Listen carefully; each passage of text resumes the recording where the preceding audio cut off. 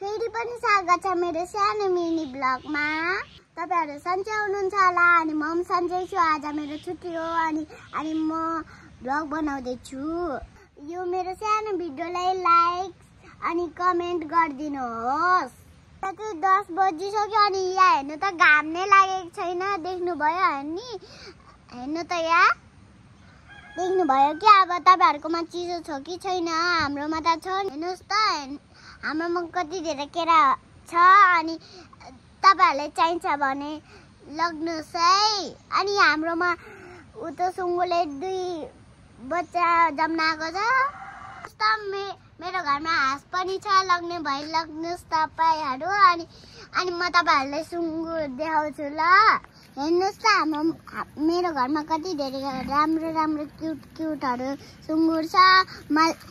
तपाईहरुलाई चाहिन्छ भने मलाई भन्नुहोस्। मेरो मिनी ब्लगको कस्तो लाग्यो तपाईहरुलाई कमेन्टमा भनिदिनुहोस्। Bye bye.